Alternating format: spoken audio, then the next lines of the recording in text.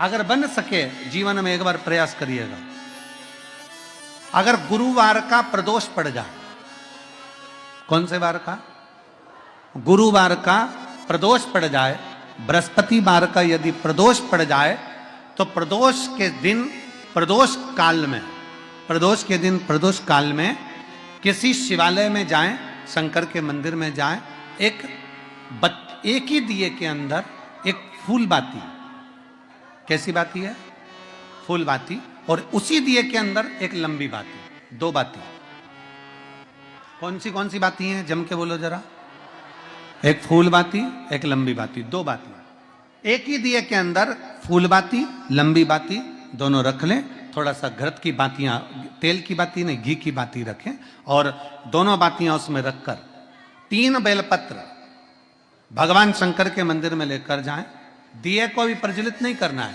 पहली बेलपत्र नंदीश्वर की, जो ऊपर का भाग होता है जिसको हम शिव तत्व भाग कहते हैं, नंदी के पीठ पर एक भाग होता है जिसको शिव तत्व भाग कहा जाता है, वो नंदी की पीठ पर जो भाग है वहां पर एक बेलपत्र समर्पित करें। दूसरा बेलपत्र आप जो माता पार्वती जी का,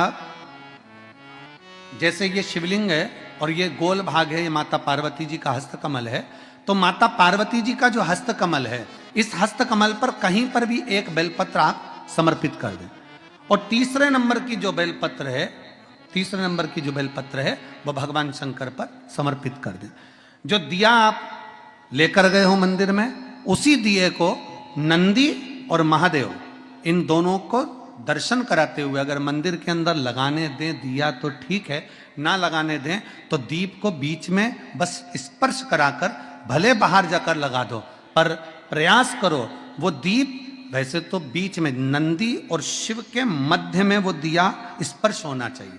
जैसे ये नंदी है और ये शिव है, तो इसके मध्य में दीप स्पर्श कर ले, भले उसको जलाने ना दे, पर स्पर्श मात्र कर कर अगर आपने एकांत में कहीं पर भी ले जाकर लगा दिया, उस दीप को जला दिया, तो गया हुआ कितना भी करोड़ रुपया हो, वो धीरे धीरे कर कर गया हुआ धन हमारा वापस आता ही है।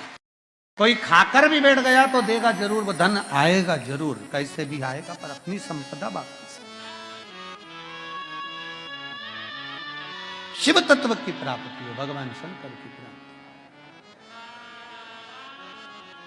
सबका किया है मेरा भी उद्धार कीजिए, उद्धार कीजिए, है त्रिपुंडधारी, है त्रिशूलधारी। आप दिल से जब बाबा से कहेंगे, अपने मन से जब भगवान को प्रार्थना करेंगे, अपने हृदय से जब शिव को पुकारेंगे, क्यों ना मिलेगा। गया हुआ धन केवल चौखट पर स्पर्श मात्र करा था पारो के पुत्र ने, और स्पर्श मात्र करने से उसका पूरा की पूरा किस्मत बाबा ने बदल दिया, उसका भाग्य बदल। एक पत्र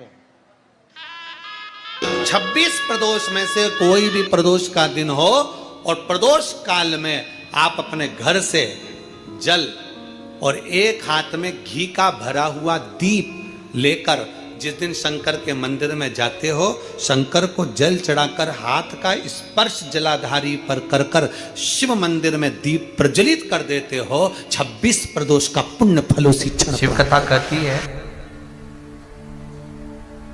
नंदी का एक पांव जो ऊपर होता है, आप लोगों ने दर्शन करे होंगे शंकर जी के मंदिर में नंदी के, तो नंदी का एक पांव उठा हुआ होता है, एक पांव नीचा की ओर होता है।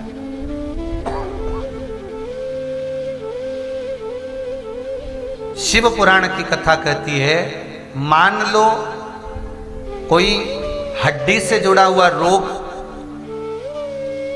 नेत्रों से जुड़ा हुआ, मस्तिष्क से जुड़ा हुआ कोई रोग रहता है, तो एक नीले कलर का फूल आता है महाराज, उस फूल में हल्दी डालकर गुरुवार का प्रदोष पड़ने पर जो नंदी के पांव के पास समर्पित कर देता है महाराज, उसका रोग धीरे धीरे समाप्त होने लगता है।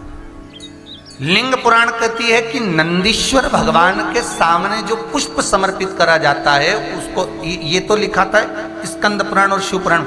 लिंग पुराण कहती है जो फूल आपने समर्पित करा उसको लाकर पानी की बाल्टी में डालकर आप स्नान भी कर सकते सकते हो, उससे भी हड्डी के जितने रोग होते हैं उसमें आराम लगने लगा। जैसे कहीं शरीर नहीं चल रहा, हाथ झुन्न पड़ रहा है, हाथ काम नहीं कर रहा, हाथ में झुनझुनी आ रही है, कंपन आ रहा है, उसमें भी ये प्रयोग काम।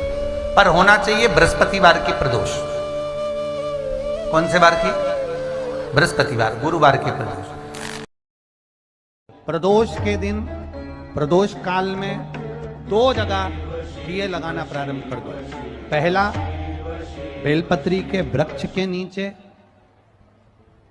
पहला दिया प्रदोष काल में, प्रदोष के दिन बेलपत्री के वृक्ष के नीचे, और दूसरा दिया अपने दरवाजे की चौखट के बाहर। मतलब अपन बाहर खड़े होंगे, अंदर की ओर दिया नहीं, बाहर की ओर। एक दिया बेलपत्र के नीचे देवादिदेव महादेव से प्रार्थना कर कर, हे शिव शंकर, हे गौरी शंकर, हे शिव, आज प्रदोष का दिन, प्रदोष काल में आप भ्रमण के लिए निकलोगे नंदीश्वर के साथ में, ऐसी कृपा करना, आपके लिए मैंने द्वार सजाया है, भोलेनाथ आपकी दृष्टि मेरी चौखट पर भी कर दें।